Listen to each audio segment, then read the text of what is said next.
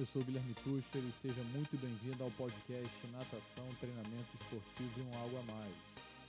Hoje o podcast será com a professora Natália Esteves, treinadora de nado artístico do Tijuca Tênis Clube do Rio de Janeiro e da Seleção Brasileira. Vem comigo!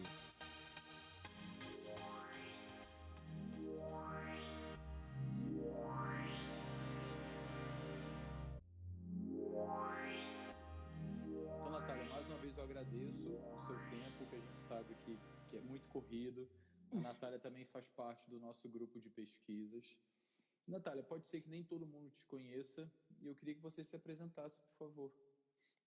Boa noite a todos. Obrigada pelo convite de participar da live. Desculpa a voz, mas técnico é assim, ainda mais em semana de competição.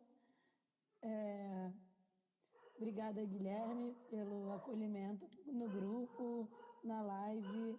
Foi muito Que legal. isso.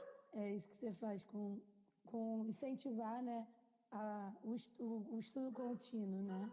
Ainda mais sobre as atividades aquáticas, né, que é o nosso xodó, né?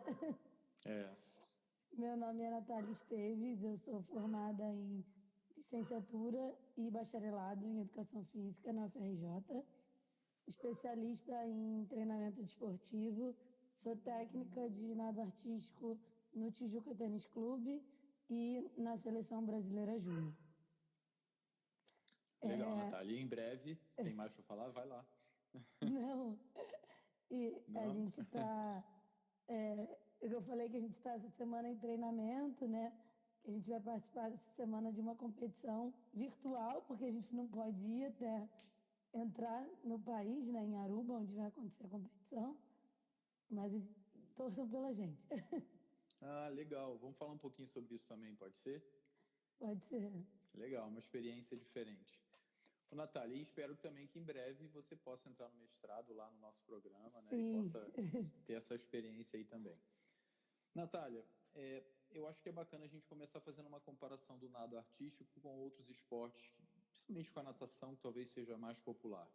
Na natação vence quem chega primeiro, no polo aquático quem faz mais gols, mas nos saltos ornamentais e no nado artístico isso é diferente. Muitas vezes as pessoas não entendem, pela ignorância normal que a gente tem. Inclusive eu não sei aprofundadamente sobre o nado artístico. O que é que determina o vencedor no nado artístico? Como é que a gente pode estar assistindo a televisão e entender assim, poxa, isso aqui tá bacana, isso aqui não tá bacana? No nado artístico, ganha quem tira a maior nota, né? E como é composta essa nota, né? São 3 bancas de arbitragem, né? Uma banca que vai julgar a execução, a qualidade dos movimentos, uma banca que vai julgar a impressão artística, que é o uso da música, a maneira de apresentação, o quanto aquela coreografia, aquela rotina se deslocou pela piscina, né, pelos quadrantes da piscina. E a terceira nota é a nota de dificuldade, né? O quão difíceis são aqueles elementos que foram colocados naquela rotina.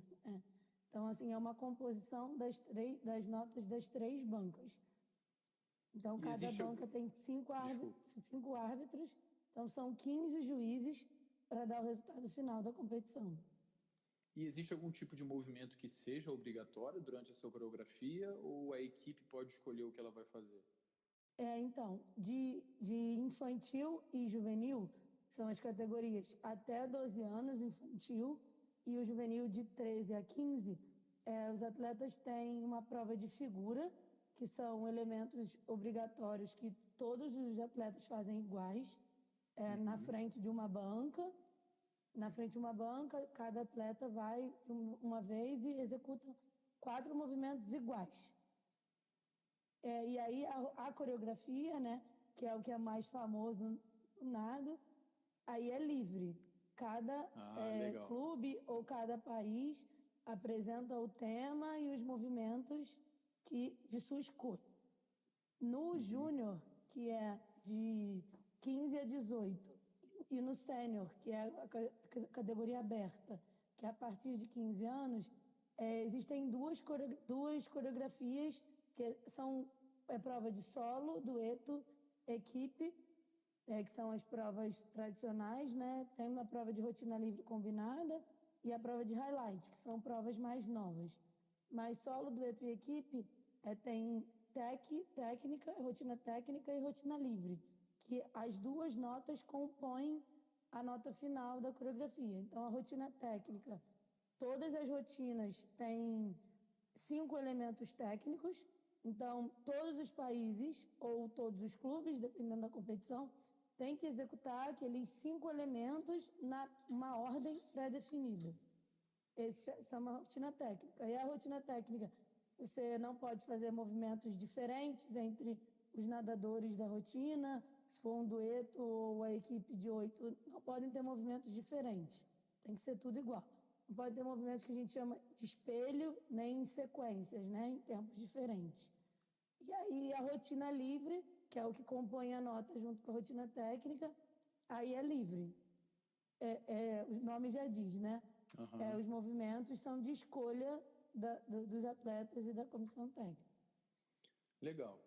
Entendendo essas exigências ou essas características da competição, como é que é o processo de treinamento desses atletas?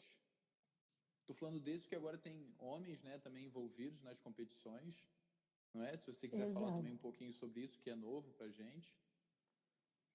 Então, desde 2015 a gente tem a inserção dos homens, né, no nado. É um esporte majoritariamente feminino, né?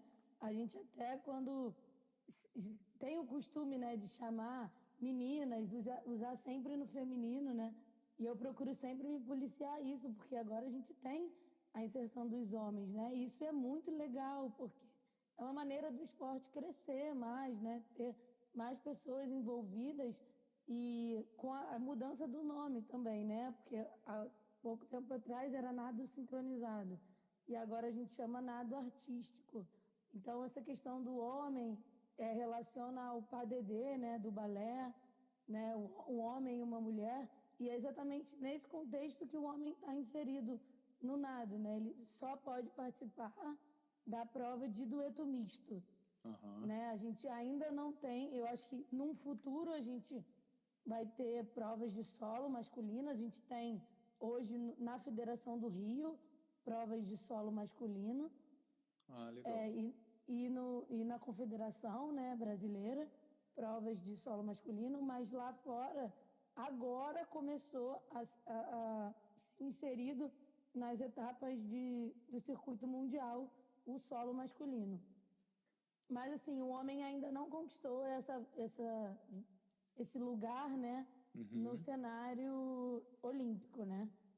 A gente tinha uma esperança de que 2024, mas a princípio ainda não, né? Então, mas assim, é muito interessante, assim, traz uma vivência muito diferente do que a gente está acostumada, né? Um esporte só de mulher. Os homens têm uma visão totalmente mais prática, né, de algumas coisas e para nós técnicos desafiadora, né? Porque o nado, né, respondendo a sua pergunta, ele trabalha muito em cima da flexibilidade, né?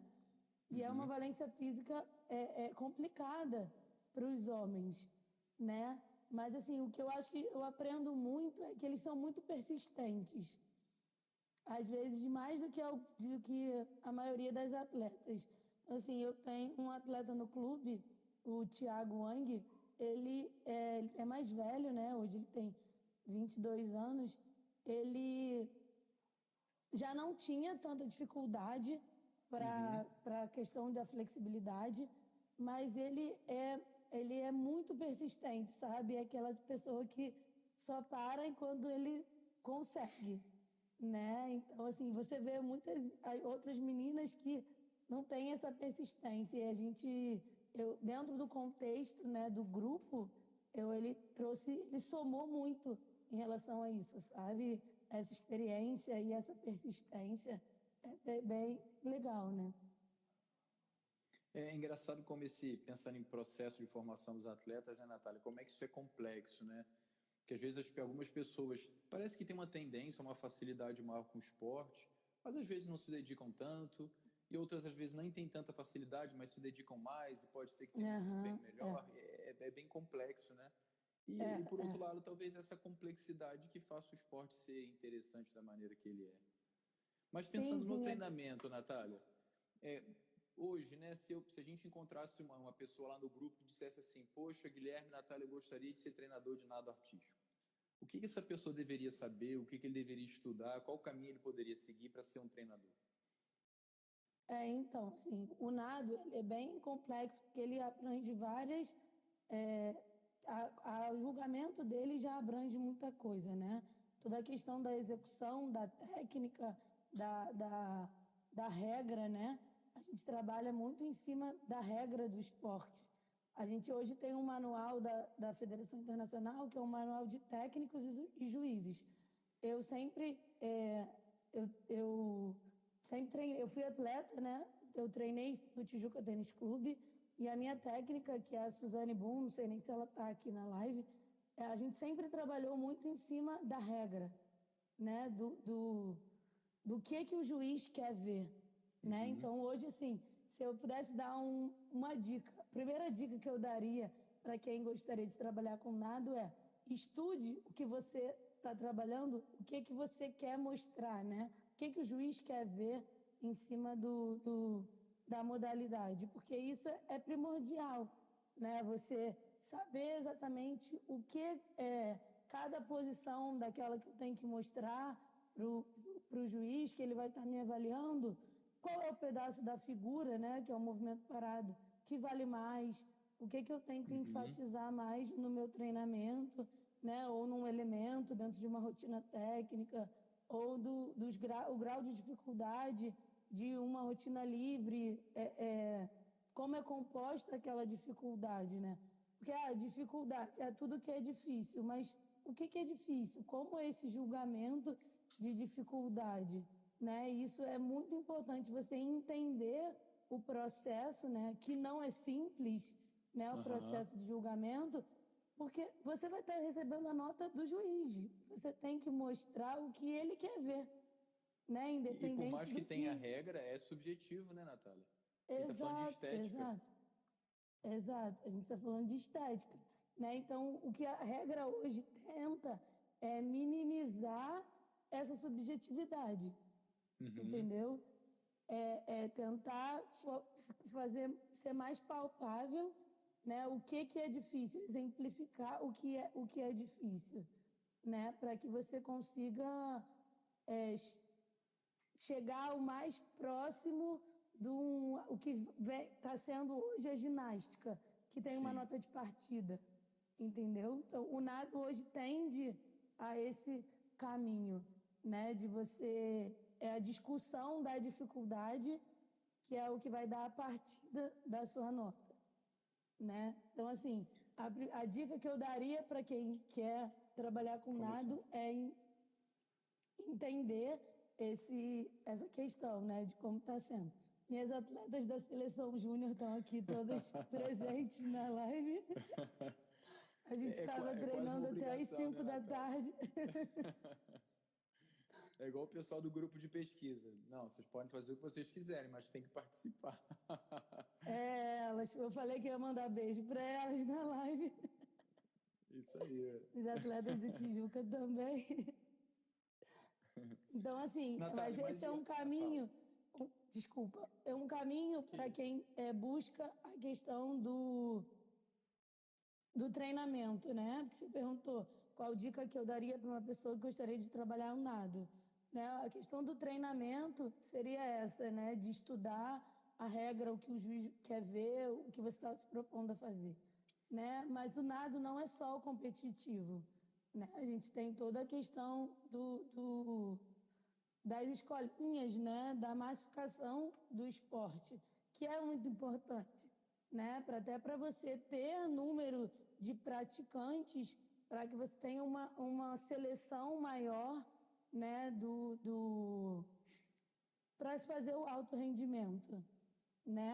Então, quem tem vontade assim, de trabalhar com nado, com a iniciação, a questão toda da vivência, né, da adaptação do meio líquido e das variações que você pode fazer em cima disso, de palmateios, de trocas de decúbito, é muito importante para o nado, porque quanto maior o acervo motor daquela criança, mais ele vai desenvolver. Então, assim, a gente já conversou muito isso no grupo, né? Sobre essa ligação da adaptação do meio líquido para um melhor desenvolvimento nas modalidades, diferentes modalidades aquáticas, né? Quando você estava falando aí no caso dos árbitros, eu me lembrei assim, que se eu pudesse falar para você algum estudo sobre nado artístico, viria à minha cabeça o estudo que justamente compara essa percepção dos árbitros, a nota deles, né? Acho que, não vou dizer que é o tipo de estudo mais comum, mas são os estudos que vêm à minha mente. Esse nado master é a Suzane? Então, pessoal, a professora Suzane lançou um livro recentemente sobre nado artístico, então fica a dica aí, tá bom? A gente tem um livro lá também da FD, que a professora Sônia é uma das autoras, então, alguns anos atrás, até no nado, no polo, isso era realmente difícil a gente encontrar, então tem bastante coisa aí para a gente ter como suporte. Mas, Natália, mais uma vez, se eu pensar na natação, eu vou lembrar do treinamento, os atletas nadando de um lado para o outro. No polo aquático, alguma coisa parecida com algumas situações próximas de gol, passando bola e etc. E no nado, tudo é feito dentro da água. Como é que essa questão da música, do ritmo... Porque eu já vi alguns treinamentos e eu lembro das atletas fazendo exercícios fora da água, né, para poder pegar ritmo, pegar movimento, depois fazer isso dentro da água. Isso. Como é que funciona? Então, a gente tem toda a questão do treinamento fora d'água, de flexibilidade, né? Além da preparação física, de musculação, treinamento funcional. A parte que a gente chama de Zala, né? Que é uma ginástica russa, elas dão esse nome, né?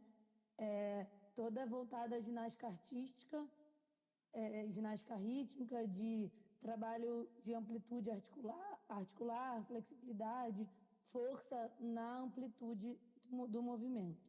E a questão que é o que eu acho que você já viu, que se exemplificou, foi a questão da marcação, que a gente chama marcação de teórico, que é a reprodução fora d'água dos movimentos que elas fazem na piscina, né? Então, elas usam a mesma música, né? Que elas fazem a coreografia dentro d'água e fazem toda essa marcação da coreografia, das trocas de formação, dos tempos, né? Nas contagens da música, para fixação, né? E correção, para depois a gente ir para dentro d'água. Então, geralmente, a gente começa com essa parte de marcação e aí vai para dentro d'água para fazer a limpeza, o treinamento físico em cima da coreografia. Legal. Você falou pra gente que você teve essa experiência também enquanto atleta, que não se resume aos momentos de treinamento, né? A gente tem que pensar em competição, às vezes intercâmbio com algum outro país, com algum outro treinador e etc. Eu queria que você dissesse pra gente o que dessa sua experiência de atleta você trouxe para o seu treinamento, né? Para você agora, enquanto professora e treinadora. Poxa, Guilherme, isso foi bom para mim e eu entendo que hoje isso é importante para as minhas atletas. E que tipo de experiência que às vezes você teve que, poxa, isso aqui talvez eu acho que não seja tão bacana, a gente poderia fazer diferente? Então, assim,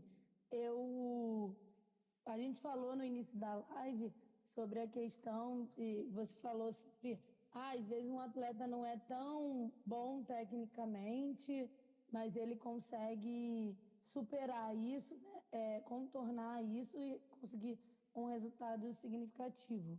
Eu tive uma experiência que no nado, quando você está no último ano da categoria, você pode competir na categoria acima, né? Então, eu acho que eu estava no meu último ano de infantil, que era 12 anos, e eu competia na categoria acima, né? Que era o juvenil.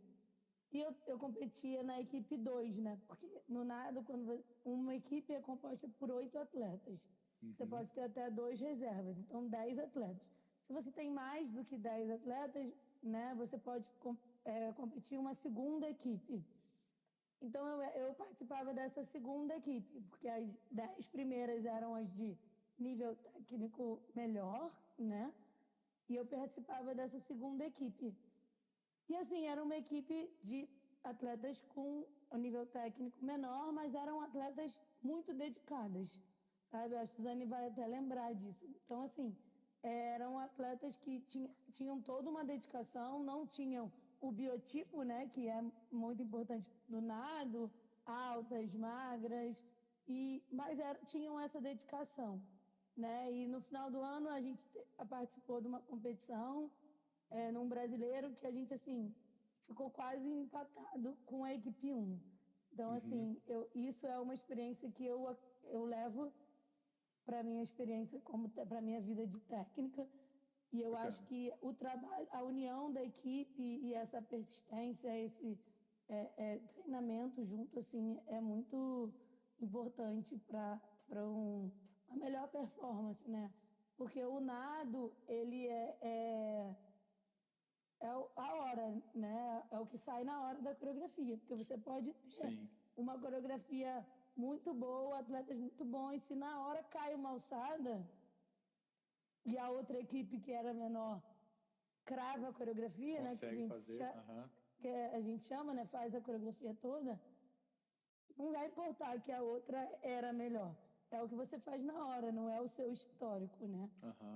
Então, eu acredito bastante nisso. Assim. E uma experiência que você talvez tenha tido, que você não traria, que você faria diferente? Eu tive algumas experiências de treinamento com seleções, né? Exatamente opostas a essa que eu falei agora, né? Que era a questão de cada atleta pensar somente no seu talento individualmente e se sentir superior a outras atletas. Então, isso não leva para frente, sabe? Eu acho que não é esse o intuito do esporte, não é isso que vai fazer você chegar lá e ganhar e conquistar uma medalha, né? Porque o nado é um esporte coletivo. Então, se eu sou muito boa, mas as outras não, a nota é de todos. É da equipe, é uma média das 8 que estão nadando. Então, se eu salto muito bem, mas não tem ninguém para me jogar para cima, não adianta eu saltar muito bem, entendeu? Então, assim, o trabalho em equipe é uma coisa muito forte no nado, que precisa ser bem trabalhada, né? Sim. Ô, Natália, a gente já tem 2 perguntas.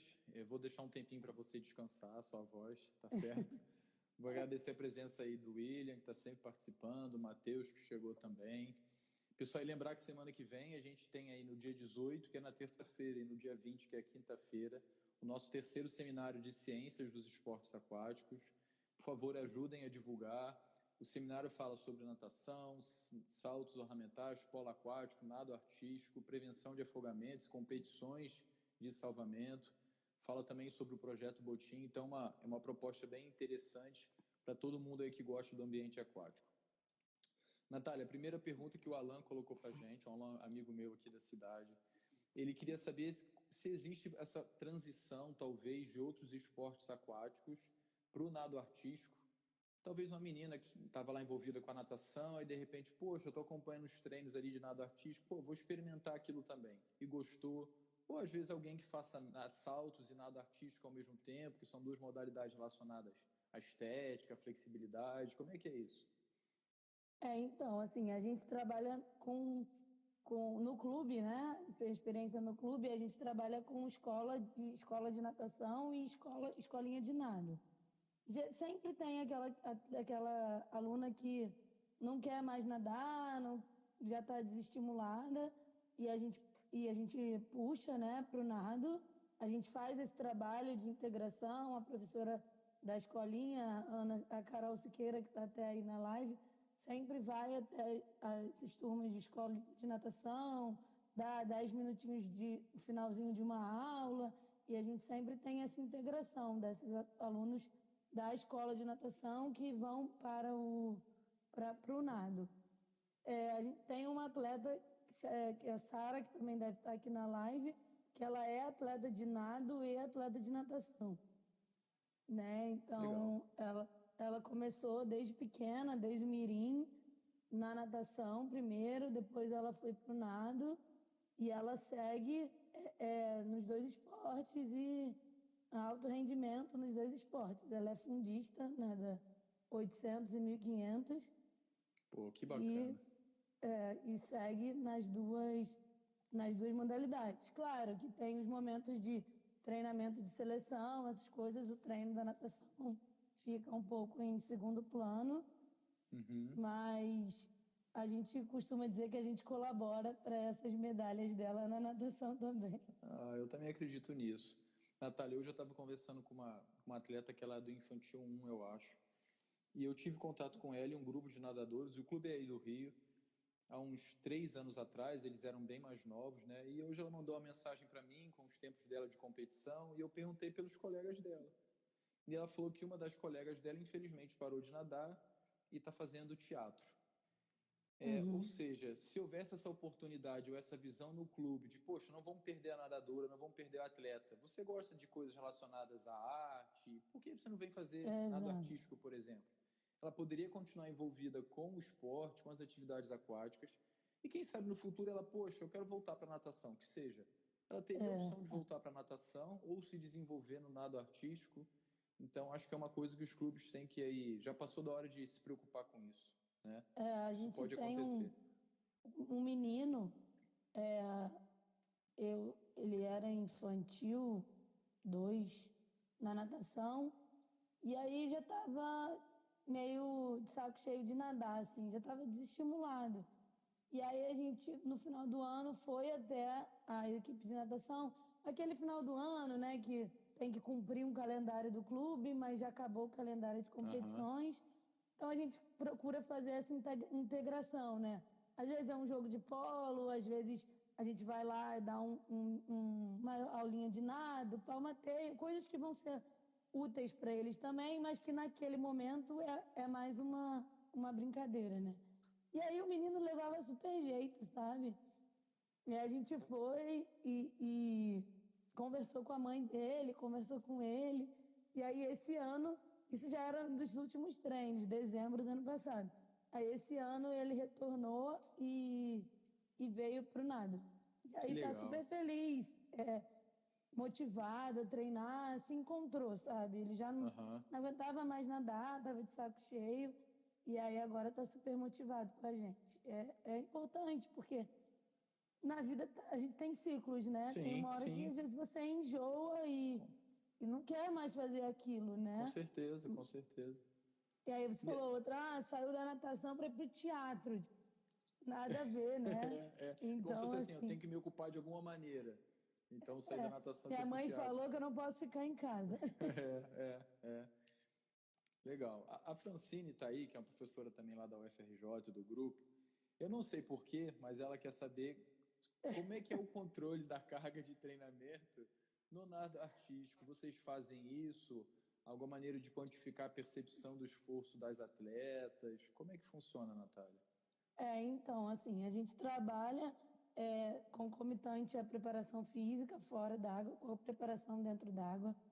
A gente utiliza a base da natação para condicionamento delas e um treino físico específico dentro do específico do nado, dos movimentos específicos do nado, e mais próximo à competição, né? No período específico, e pré-competitivo, a gente faz esse treino físico diretamente na rotina, né? Aumentando a quantidade de inteiros ou dando estímulo tipo Tabatas, mas com a própria rotina delas. Então, a gente faz dividida em 20 segundos, 30 segundos, a gente faz a divisão da coreografia, da música e faz esses estímulos, essas intensidades diferentes dentro da própria coreografia, né? Do que elas vão competir, né? A gente utiliza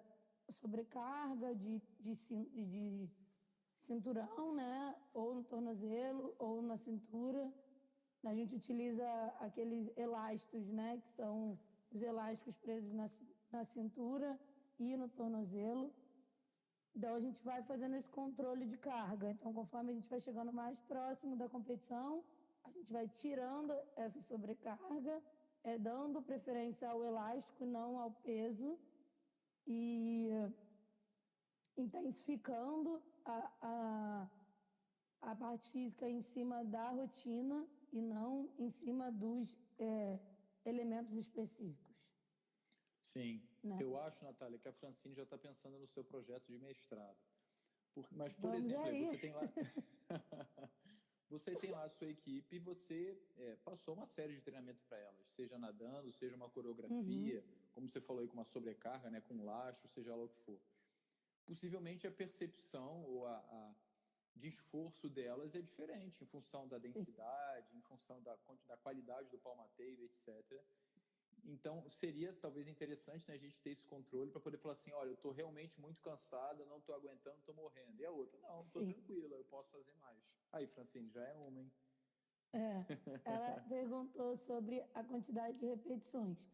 Então, eu já trabalhei... É porque, assim, a gente não está trabalhando especificamente como é o nado agora, a partir de março, que a gente voltou a poder trabalhar. A gente ficou um ano de 2020 inteiro sem as atletas trabalharem juntas, sem trabalhar em equipe, trabalhando só solo, né? Por causa do Covid, a gente não podia ter contato. Então, isso para a equipe foi muito ruim, né? Porque você perde essa percepção de espaço, né? Porque elas precisam nadar juntas. Você perde toda essa questão de alçada, de o meu espaço e o espaço do outro, né? Essa percepção. Então, isso é bem ruim. A Francine perguntou a questão da repetição. Eu já cheguei com as atletas do clube a 6 repetições da coreografia inteira. Então, um pico na semana, geralmente entre quarta e sexta-feira, e quarta e quinta-feira, é de 6 vezes a coreografia inteira. E quanto tempo dura essa coreografia? De 3 a 4 minutos.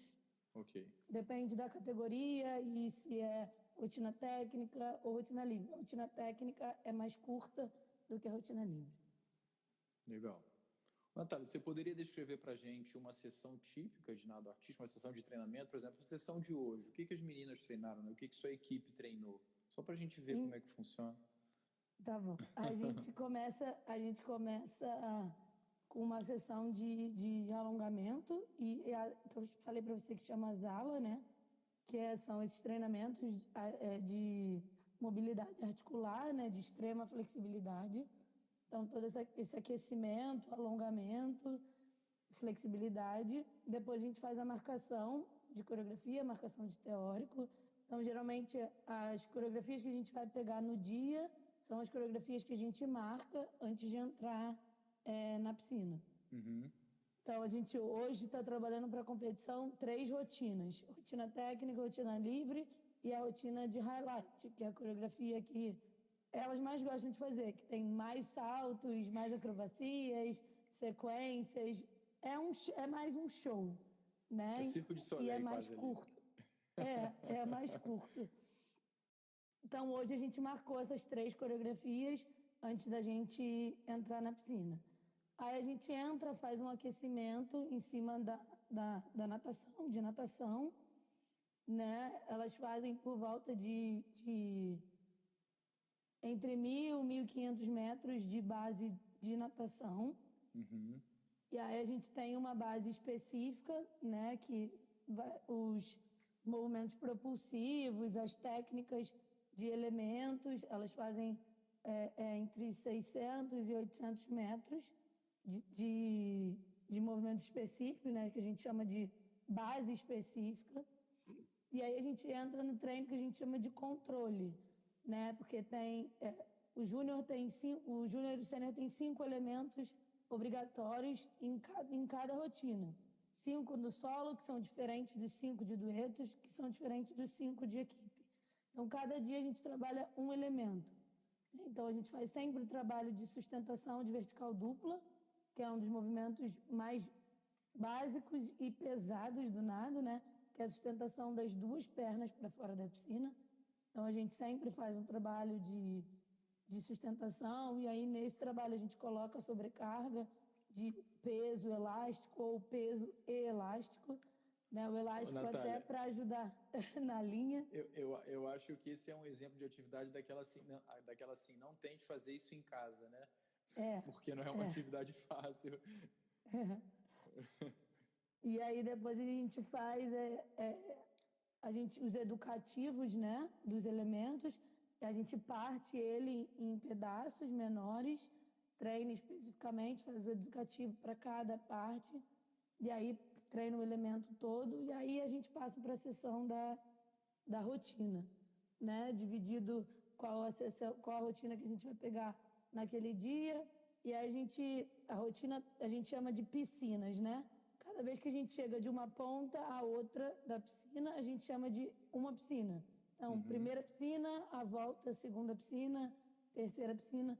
E geralmente a gente divide a coreografia nessas piscinas, né? Então, a gente faz o que a gente chama da limpeza da coreografia. Passa os pedaços na contagem, né, no microfone ou batendo no ferrinho, o terror de todo técnico de natação. A gente faz a limpeza da coreografia, essas passagens por piscina, e aí a gente entra no treino físico específico, né? Que é a passagem dos inteiros, né? Das coreografias inteiras. Então, não Legal. faça isso em casa. Não tem que fazer isso em casa. A pergunta da Francine, e quanto tempo dura isso tudo? Qual a duração de uma sessão típica? 1h30, 2 horas? A sessão no clube, geralmente a gente treina de 3 às 7 dentro da piscina. Caramba! Mais o treino de fora d'água, que é de mais 1 hora por dia. 3 vezes por semana, parte física, de musculação, treinamento funcional, a parte de ginástica também, que o nosso preparador físico trabalha, o professor Rodrigo, que também está aí na live. E nos outros dias a gente trabalha as alas e a flexibilidade. E no treino da seleção a gente trabalha em 2 períodos. O período da manhã, de 7h30 às 11h30. Não é E o período da tarde, de 2 às 5 da tarde. Então o cara tá na natação, ele pensa assim, pô, vou lá pro nado artístico porque o treino é mais tranquilo, ele tá ferrado. Não. Não é mais tranquilo. Tem música, né? Tá todo mundo rindo, não sei o que. Não é bem assim, não. A Francine está destacando aí que por isso realmente esse controle de carga é importante. Até porque, Francine, não envolve só a parte física, talvez a monotonia da própria repetição das séries, né, dos movimentos. Sim. Isso é extremamente importante para poder aprender, mas é monótono. Exato. E assim, é uma coisa interessante até mesmo para se estudar, porque quando você está num treino de natação, você conta essa metragem toda que o atleta está nadando, né? Um treino de, 5.000, 6.000. No nado, esse controle, ele é muito mais complexo, né? Porque você está fazendo, às vezes você programa, eu costumo programar quantas vezes, quando eu mando a planilha de treino para os atletas, né? Porque mesmo quando eles não estão juntos na seleção, a gente envia a planilha de treino para eles fazerem no clube. Então, você programa 2 vezes por piscina, 2 vezes cada metade e 1 vez inteiro, né? Todo esse programa em cima de cada rotina. Mas, quando você está ali com todo mundo junto, às vezes a primeira piscina está ruim e você não pode passar por cima disso. Sim. Entendeu? Sim. Então, entra essa questão da estética e da sincronização, que apesar de não ser mais nada sincronizado, é primordial no esporte. Então, isso realmente compromete o controle de carga. Legal. Natália, você falou pra gente de uma competição que vocês vão ter logo nos próximos dias, que ela vai ser meio que virtual. Como é que funciona isso? Então, a gente vai participar de uma competição, é o Pan-Americano da UANA, e ele é classificatório para o Pan-Americano Júnior, que é a primeira vez que vai acontecer essa competição. É uma competição nos moldes do Pan-Americano adulto. né? Aham. Mas ele vai ser da categoria júnior. Então, tem uma classificatória para essa competição. E é esse Pan-Americano da UANA, que a gente vai participar virtual, porque o Brasil não pode entrar em Aruba. A competição vai acontecer em Aruba, na última semana de maio, e o Brasil não pode entrar em Aruba. E aí, para a gente não ficar fora da classificação, da classificatória, né? Eles permitiram que o Brasil e a Venezuela participassem da maneira online. Então, a gente faz a gravação dos vídeos. A gente tem de sexta até o dia 20 para gravar os vídeos. Então, a gente enviou para eles um cronograma. A gente tem 1 hora para gravar e enviar os vídeos. Então, sexta-feira a gente vai gravar a rotina técnica de equipe. Então, a gente vai gravar às 2 da tarde. Até às 3 tem que ter chegado no e-mail lá da Legal. organização da competição. E aí tem um código que eles enviam, então a gente tem que, antes de começar a gravação, mostrar no papel esse código, para a gente Senão não você pode pegar ter um feito. vídeo. Aham. Entendeu? Então, ser uma coisa assim, bem certinha de que está sendo gravado para aquela competição, naquela hora. Não pode ter corte, não pode ter edição. Então, é E vai desafiador, filmar só porque... de frente mesmo, Natália? Ou tem mais de uma câmera? Como é que vai Não, ser? é uma câmera É como só. se fosse É, como se fosse a visão do local dos árbitros. do juiz, a gente tem que ter um Uhum. tripé com 1,80 m de altura para fazer essa filmagem. E tem que pegar o atleta desde aquela caminhada do lado de fora, aí a parte de fora, toda a coreografia, até ele sair da piscina. Legal. A Bruna fez uma pergunta aí bem bacana. Você conhece a Bruna? Não. Pô, e mais interessante ainda, então. Ela está fazendo meu TCC sobre o nado artístico, né? E ela quer saber sobre as alas. As meninas se sentem bem realizando as alas antes do treino específico na água? Então, eu no clube costumo fazer as alas no final do treino, depois do treino na piscina. Eu prefiro, né? Porque eu acho que é um treinamento que a gente trabalha grande amplitude articular, flexibilidade extrema, então uma extensão máxima da musculatura. Então, eu prefiro trabalhar as alas após o treino. Mas na seleção a gente não tem essa disponibilidade de fazer depois do treino, porque tem toda a questão de disponibilidade de piscina, mas a gente só consegue realizar antes do treino, do horário do treino. A gente começa às 7h30 da manhã e a gente tem piscina só às 9h. Então a gente tem 1h30 para fazer essas alas e a marcação. Então, assim, eu prefiro, eu tenho algumas atletas que eu já conversei, também preferem essas alas depois do treino específico. Até porque estira a musculatura, né? Então, eu acho que é Pode mais dificultar produzir interessante. força dentro da água. Uhum. Exato, exato. Então, assim, eu prefiro que seja depois da sessão específica. Legal. Mas a gente tem, às vezes, se adaptar às realidades Sim. daquele momento. Sim, e no clube possivelmente não tem só o nado artístico, tem a natação, tem o polo, tem o nado, então todo mundo tem que Exato. trabalhar junto. Exato. Legal. Ô, Bruna, depois entre em contato com a Natália, eu acho que é um Pode contato importante para entrar. você. É legal, Eu estou me legal. oferecendo, mas... Não, é legal, sim. Ô, Natália, se a gente fosse pensar em equipes de destaque no mundo, quais seriam as principais equipes e como é que o Brasil se encontra dentro desse panorama mundial e aqui na América do Sul? Então, a Rússia é a grande campeã, assim, há 5 Olimpíadas ou mais, não sei se estou falando errado, mas ela tira 10, sabe? Já tirou 10. Hoje, com o julgamento mais detalhado, sim, ela chega num 9,6, 9,7, mas é aquela equipe que todo mundo para ver, né? A Espanha tem um trabalho muito legal, mas hoje já era a segunda do mundo, hoje já está um pouco mais para baixo. mas a Ucrânia tem um trabalho muito interessante, muito parecido, né? Uma escola russa, né? Ali bem próximo. A China, o Japão, são equipes bem com bastante força dentro do nado artístico mundial. Eu pensei na China e no Japão, principalmente por causa do nado artístico. Não sei, a gente tem a ideia de que são países assim... Todas iguais, né? E que suportam, talvez pela própria cultura deles, suportam essa ideia da repetição, mesmo que esteja maçante, mesmo que aquilo não seja interessante. E para a estética isso acaba sendo muito importante, né? E o Brasil, como é que está nesse panorama, não só no mundo, mas aqui na América do Sul, Natália? Então, o Brasil tem brigado para entrar na final do Mundial, que são os 12 primeiros. Hoje a gente se encontra ali entre 14º e 15º, em equipe, né? Equipe e dueto, que é quem vai para a Olimpíada.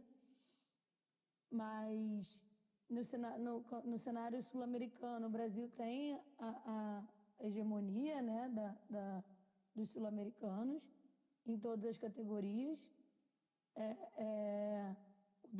O dueto está disputando uma vaga no pré-olímpico agora, em junho, né? O nado são muito mais vagas em dueto do que por equipes.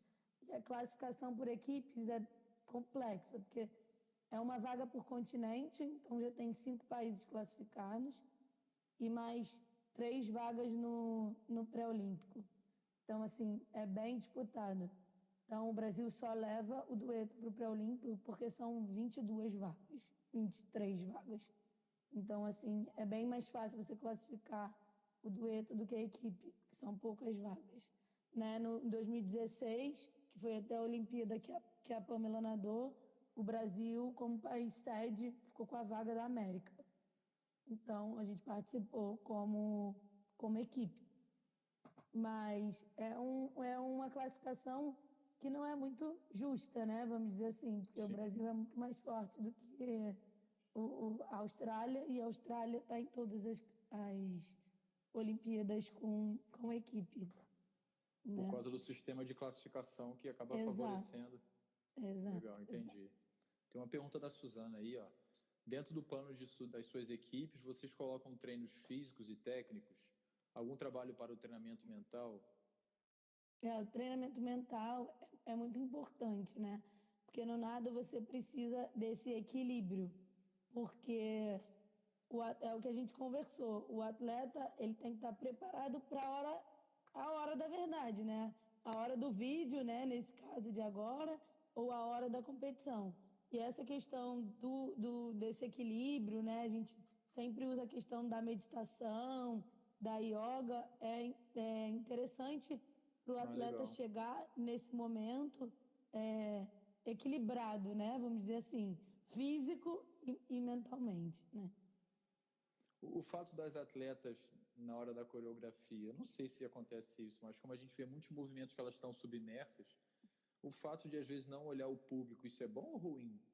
Igual na natação, né? Porque eu estou pensando assim, numa outra modalidade coletiva, o polo aquático, o futebol, é lógico que o atleta está focado no jogo, mas ele consegue, talvez, ouvir mais a plateia, de alguma maneira interagir. No nada, eu não sei como é que isso acontece. Isso é positivo ou negativo? O público é sempre positivo, né? O incentivo. Às vezes ela não escuta exatamente, você ouviu o que eu falei, mas ela sente aquela energia, né? Aquela vibração, aquele estímulo da torcida, né? E até então, às vezes assim, antes de entrar na água, né, também. Exato, principalmente antes de entrar na água. E aí é engraçado porque no nado existe um apito, né? A coreografia só começa depois que o juiz apita. Então tem aquele momento que a torcida pode gritar, fazer o barulho, aí ela tem que calar para o juiz apitar e aí inicia a música, né? Cada esporte com a sua característica, interessante. Exato, né? exato. Legal, Natália. Natália, minha última pergunta, depois a gente abre aí para quem quiser participar também. Seria, hoje você teve experiência enquanto atleta e agora como treinadora.